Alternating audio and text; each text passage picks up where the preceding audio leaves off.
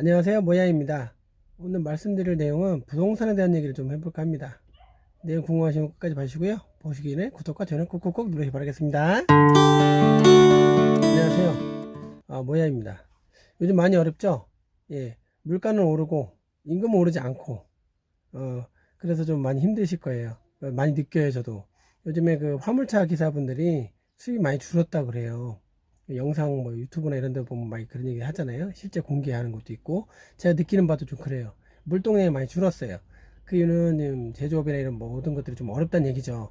근데 희한하게 부동산은 자꾸 올라가고 있어요. 그 이유는 금리가 좀 내려가 있잖아요. 금리가 자꾸 내려가니까 유동성 자금이 많이 풀리잖아요. 이게 갈 데가 없어요. 제조업이나 이런 데로 가야 되는데 그러진 않고 부동산 쪽으로 많이 옮겨지고 있는 거예요. 특히 요즘에 경매시장이 뜨겁거든요.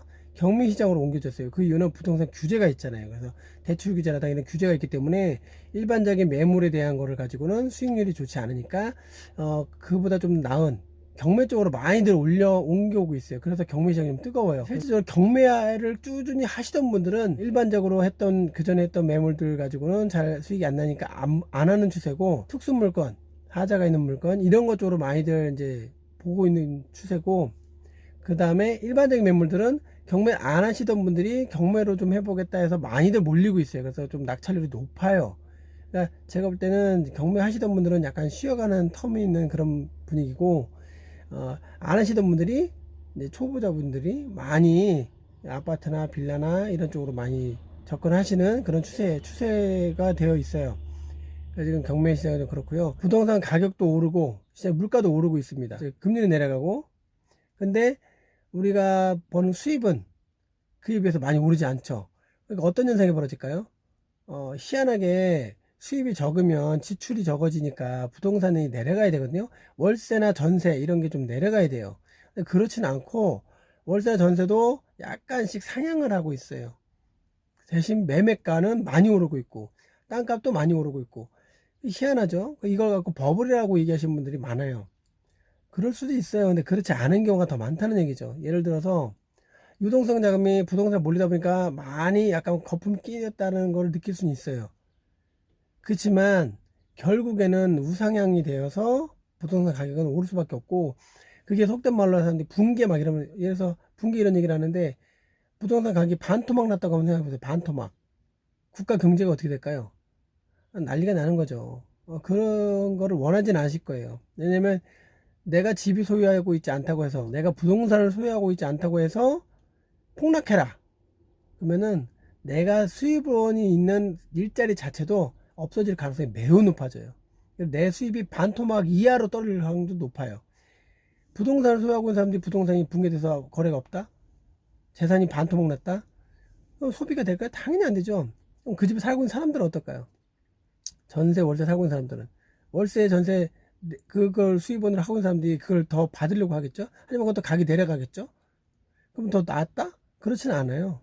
그렇지는 않아요. 시장이 그렇게 흘러가지는 않습니다. 여기 시청자 여러분들은 그런 이상한 뉴스들, 그러니까 부동산이 뭐 폭락할 거라는 둥, 그 현금을 가지고 있지 않으면 망한다는 둥, 이런 얘기를 하시는 거에 현혹이 좀 되지 마시고 일일비하지 마세요. 내가 하고 있는 거, 계획하고 있는 거에 호소하고 그걸 진행하시면 돼요. 이렇게 생각하시면 돼요. 만약에 금융위기라든가 IMF 때처럼 그런 일이 벌어질 거라고 예상을 하신다면, 제가 이거를 꼭 이 상태라면 망하지 않습니다. 그건 자기 집이 살고 있고요. 통장에 현재 가치로 현금 1억을 통장 안에 있으면 그 사람은 절대 망하지 않습니다.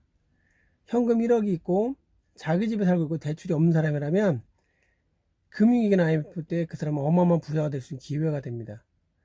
저도 그 정도 현금이 없어요. 저도 제 집에 살지만 대출이 다 껴 있어요.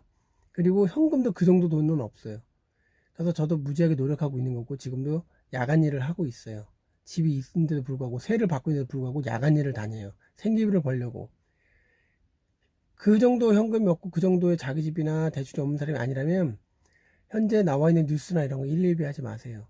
그거 현혹되다 보면 그 시간이 너무 아깝습니다. 그 시간이면 차라리 경제에 관심을 가지고 내가 내 내실을 다지기 위해서 자기 개발을 좀 많이 하세요. 마음가짐, 마인드 컨트롤하기 위해서 그런 뉴스를 보기보다는 심리적으로 안정을 찾기 위한 그런 거를 많이 좀 보세요. 자기계발서라든가 심리서라든가 이런 걸 좀 많이 봐서 내 마음의 안정을 좀 찾는 게 더 중요합니다. 그래야지만 우리는 부자가 될 수 있고 경제적으로 자유로울 수 있습니다. 그래야 행복하게 살 수가 있어요. 항상 웃으며 살 수가 있어요. 그게 중요합니다. 그게 부를 창출할 수 있는 가장 기본이 됩니다. 그래야 똑바로 볼 수 있어요. 모든 걸 볼 때. 그래야지 즉시적으로 딱 그거의 팩트를 볼 수가 있어요. 아, 그렇지 않고서는 항상 흔들리게 돼 있어요. 남의 말에. 그러니까 그 말에 맞다 틀리다가 중요한 게 아니라 내가 그걸 인지하고 그대로 행동할 수 있느냐 없느냐가 중요한 거예요. 그래서 그 마음가짐이 굉장히 중요합니다. 그래야 흔들리지 않습니다.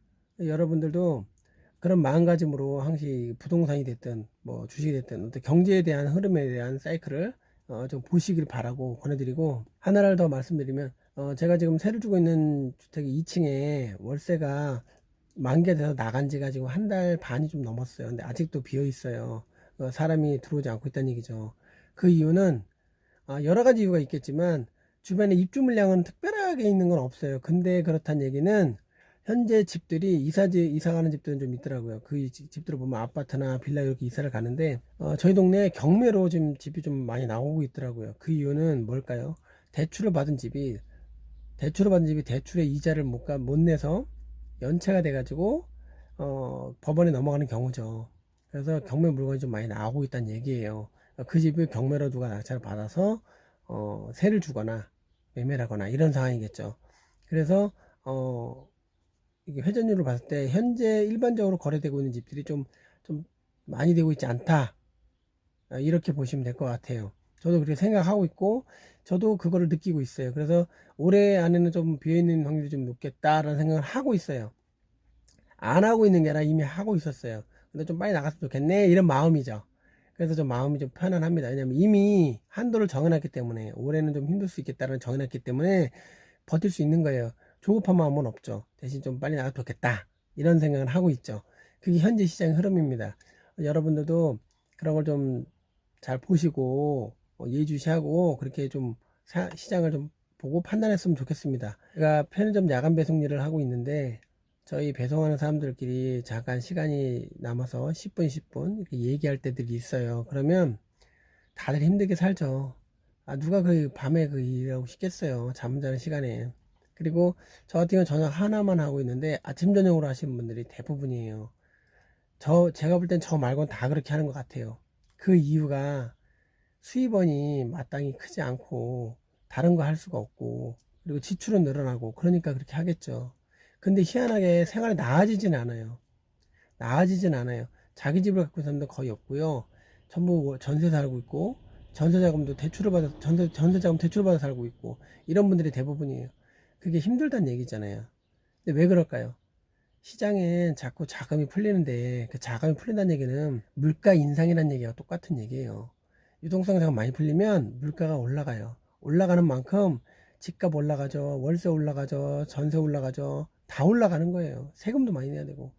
그게 어쩔 수 없는 거예요, 그게. 하여튼, 이 방송을 보신 시청자 여러분들은 꼭 저축을 많이 하시고, 기본적인 현금을 가지고 계시고, 대출이 나쁜 건 아니니까, 대출을 잘 활용해서 자기 집을 꼭 보유하세요. 자기 집이 없으신 분들은 꼭 보유하세요. 전세나 월세 살려고 하지 마시고 자기 집을 꼭 보유하세요. 그래야지만 그 발판으로 자산을 늘릴 수가 있어요. 그래야 내가 좀 편안해져요. 저도 처음에 그렇게 만들어 놨던 게 있기 때문에 지금 그나마 전용일 하나만 해도 돈이 좀 모자라긴 해요. 많이 모자라요. 근데 어떻게 버텨가고 살아가고 있잖아요. 모자른데도. 인천에 살고 있는데 인천 대도시잖아요. 300만이 넘어가니까.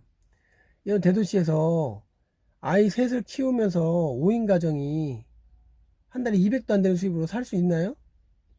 힘들어요. 어떻게 살겠어요? 어린이집 아이들 한 달에 원비만 해도 벌써 20만이 넘어가는데 한 달에 어떻게 살아요? 못 살지. 힘들다니까요. 근데 살잖아요. 모자란 돈이에요. 뭘로 나올 거예요? 부동산에서 메꿔주는 거예요.